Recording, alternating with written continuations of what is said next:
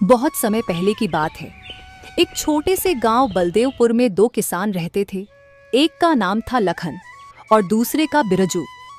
वे दोनों बचपन से दोस्त थे और उनके बीच गहरी दोस्ती थी। लखन थोड़ा गरीब लेकिन बहुत मेहनती और ईमानदार था। उसके पास एक छोटा सा खेत था जिस पर वह दिन भर मेहनत करके अपने परिवार का गुजर बसर करता था। वहीं दूसरी ओर बिरजू बहुत ही आलसी था, जो दिन भर अपने खेतों में खाट पे लेटा रहता और मेहनत वह तो उसके आसपास भी नहीं भटकती थी।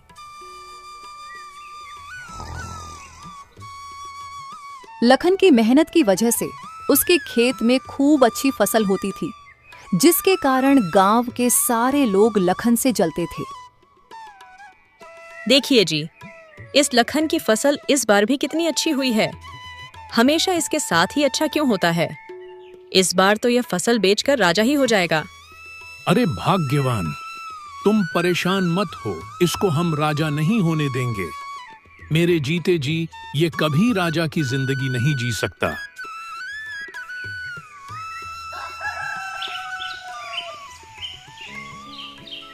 लखन सुबह उठता है और खेत के लिए निकल जाता है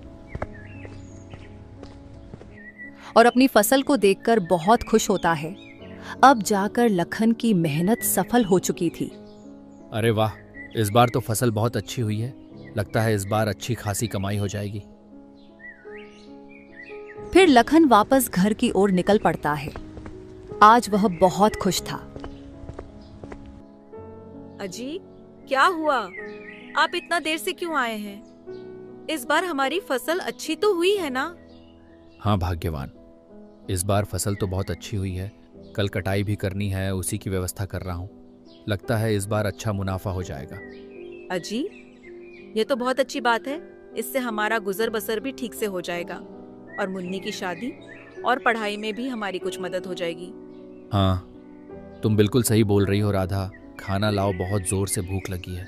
जल्दी सोना है आज, क्योंकि कल सुबह 4 बजे खेत में भी जाना है। राधा खाना लगा देती है।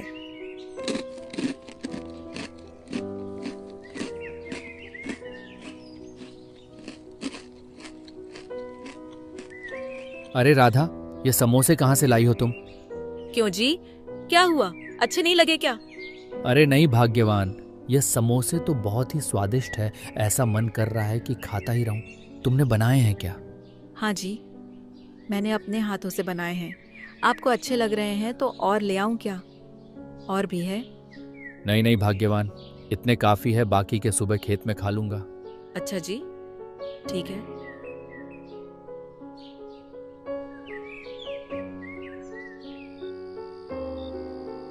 फिर खाना खाकर दोनों आराम से सो जाते हैं।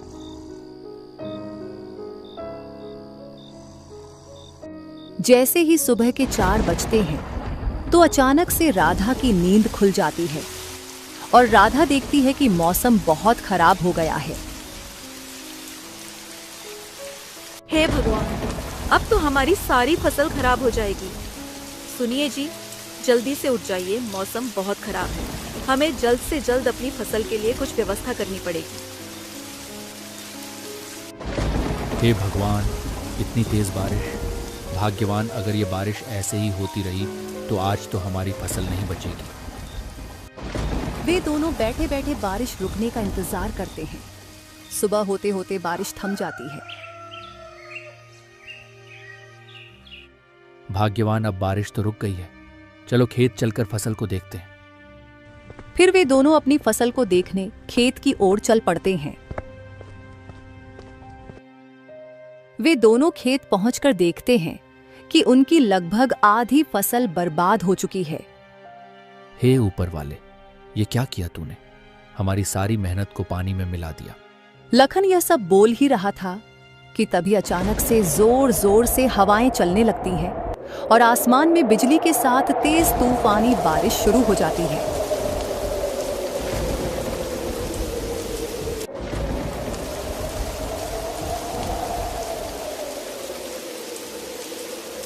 और देखते ही देखते लखन की सारी फसल उनकी आंखों के ही सामने बर्बाद हो जाती है।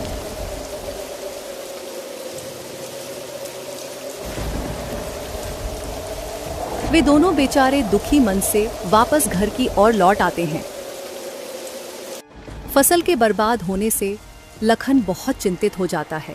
सुनिए जी, आप फिक्र मत कीजिए, जो होना था वह तो हो गया। अब हम इसमें क्या कर सकते हैं? जो होता है वह अच्छे के लिए ही होता है। उधर बिरजू बहुत खुश था। मौसम की ओर देखकर बिरजू अपनी पत्नी से कहता है, देखो, मैंने बोला था ना कि वह अमीर नहीं हो पाएगा, और ऐसा ही हुआ। अच्छा जी, लेकिन हम लोगों की भी तो फसल बर्बाद हो गई ना। आप इतने खुश क्यों हो रहे हो? आपको तो दुखी होना चाहिए।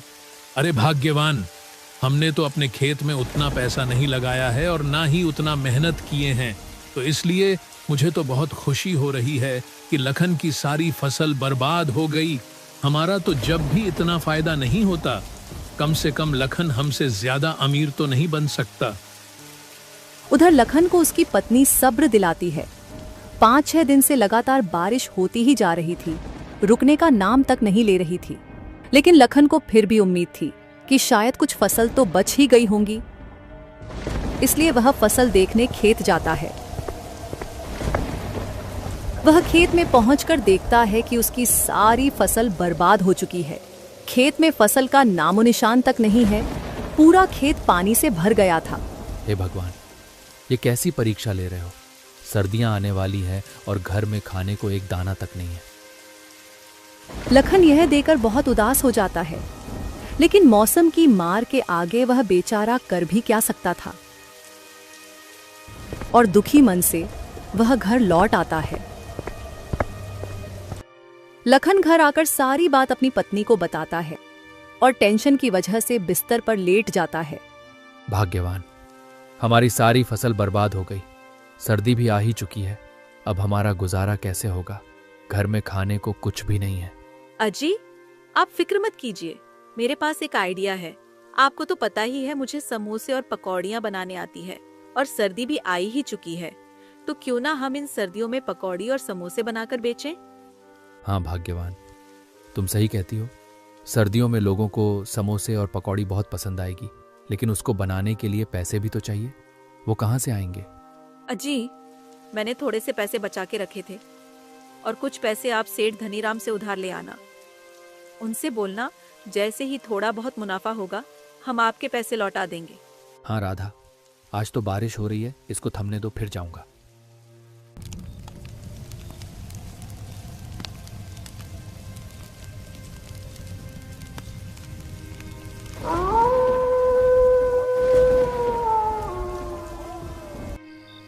फिर वे दोनों खाना खाकर सो जाते हैं और सुबह होते होते बारिश भी रुक जाती है।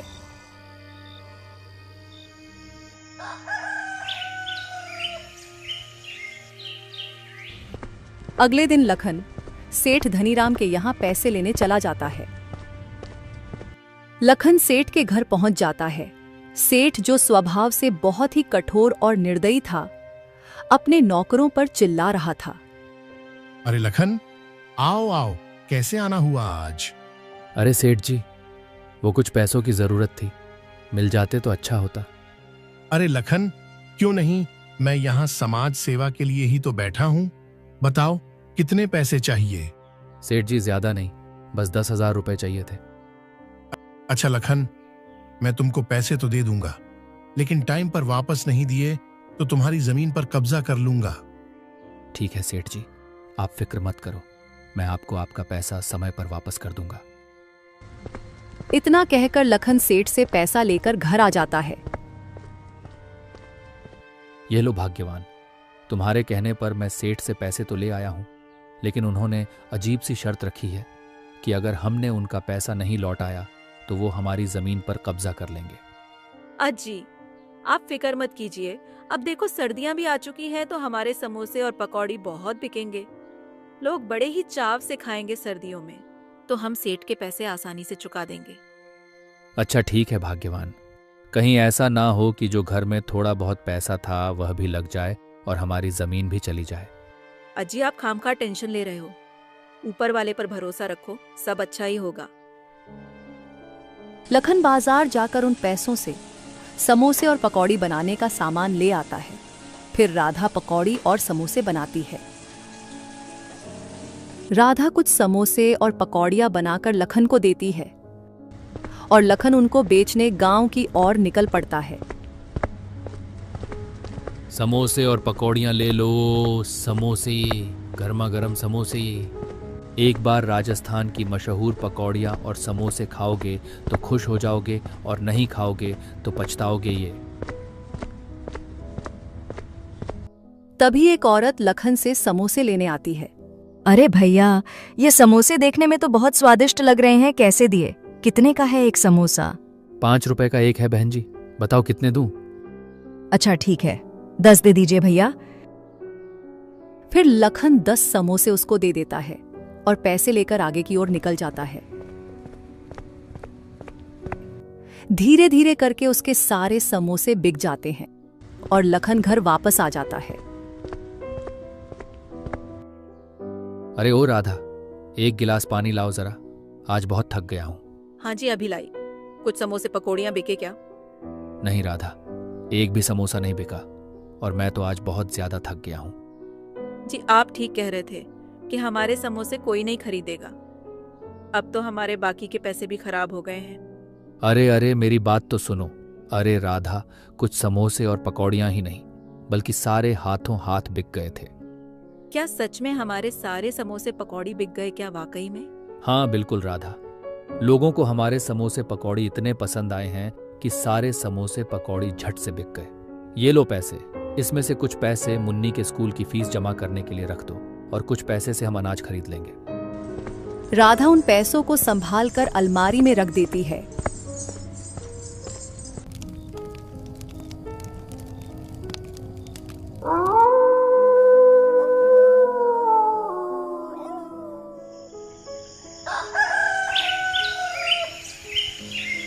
अगले दिन सुबह राधा और भी ज्यादा समोसे पकौड़ी बनाकर लखन को देती है और लखन उनको बेचने गांव की ओर निकल पड़ता है। समोसे और पकौड़ियाँ ले लो, समोसे, गर्मा गर्म समोसे। एक बार राजस्थान की मशहूर पकौड़ियाँ और समोसे खाओगे तो खुश हो जाओगे और नहीं खाओगे तो पछताओगे ये। समोसे और पकौड़ियाँ ले लो, समोसे, गर्मा गर्म समोसे। लखन ऐसे आवाज लगाते हुए जा ही रहा था कि तभी गांव का एक आदमी उसके पास आता है और कहता है, अरे ओ समोसे वाले भैया, हमने सुना है तुम्हारे समोसे और पकौड़ी बहुत स्वादिष्ट है। चलो 100 रुपए के समोसे और पकौड़ी मुझे दे दो, हम भी तो देखें कि तुम्हारे इन समोसे पकौड़ी में ऐसा क्या है। लखन उस आदमी को समोसे और पकौड़ी दे देता है और उससे पैसे लेकर आगे की ओर निकल जाता है। धीरे धीरे उसके सारे समोसे पकौड़ी बिक जाते हैं। जैसे ही शाम होती है, लखन घर आता है। सुनो राधा, हमारे समोसे पकौड़ी के तो पूरे बलदेवपुर में बहुत चर्चे हो रहे हैं। अब मेरे गांव में जाते ही सारे समोसे और पकौड़ी झट से बिक जाते हैं। राधा ये बात सुनकर बहुत खुश होती है। दिसंबर का महीना आ चुका था और सर्दियां भी अब अपने चरम पर थी।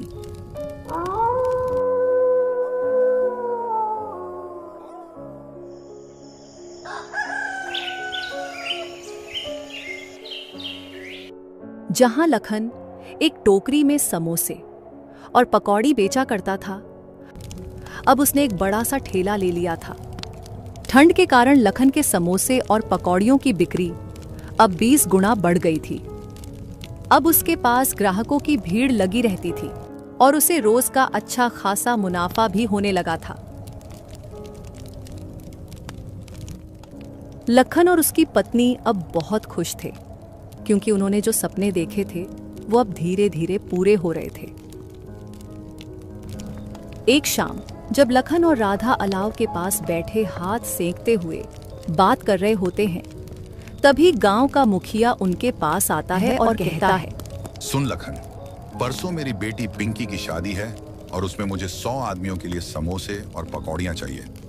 क्या तुम मुझे बनाकर दे सकते हो?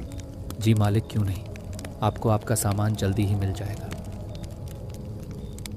उनकी ये सारी बातें बिरजू और उसकी पत्नी एक पेड़ के पीछे छिपकर सुन रहे थे। हमेशा इस लखन के ही साथ इतना अच्छा क्यों होता है? मुझे कुछ भी करना पड़े, इस बार मैं इसके साथ हरगिज अच्छा नहीं होने दूंगा। बिरजू और उसकी बीवी लखन की इतनी तरक्की देखकर जलने लगे थे और वे इस इंतजार में थे कि राधा समोसे पकौड़ी बनाकर कहाँ रखती है।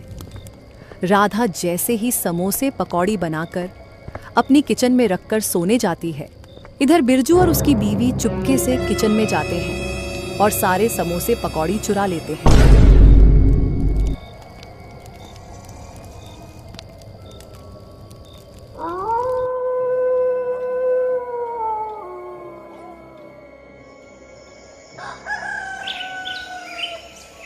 जैसे ही सुबह होती है, समोसे और पकौड़ी मुखिया के घर पहुंचाने थे तो राधा किचन में जाती है उसे।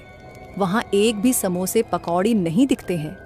यह सब देखकर वह बहुत हैरान हो जाती है और सारी बात अपने पति को बताती है। अरे भाग्यवान, ऐसे कैसे हो सकता है? मैं अभी मुखिया जी के घर जा रहा हूं और उनसे बोल दूंगा कि बस मुझे आज का समय और दो। इतना कहकर लखन मुखिया के घर की ओर निकल जाता है।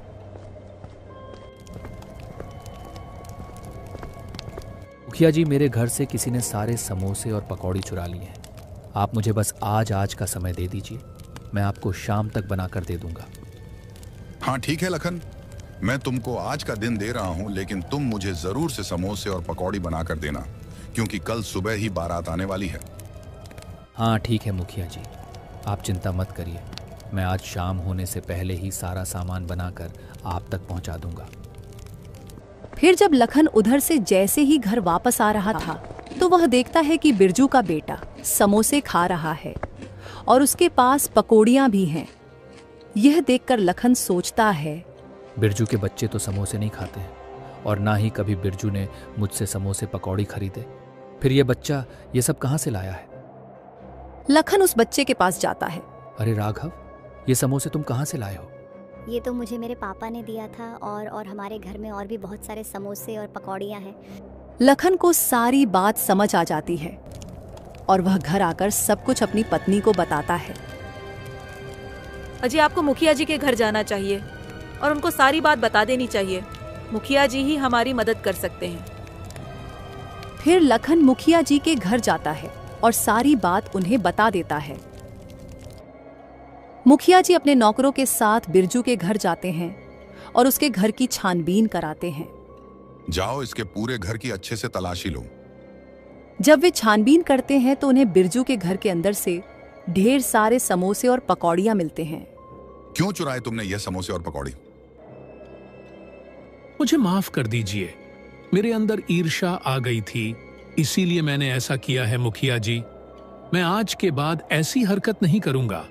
आप मुझे बस एक बार माफ कर दीजिए। नहीं, ये माफ करने लायक काम नहीं है। अगर मैंने तुम्हें माफ कर दिया तो तुम फिर से ऐसा काम करोगे। मारो इसको। फिर सब मिलकर बिरजू की अच्छी धुलाई करते हैं।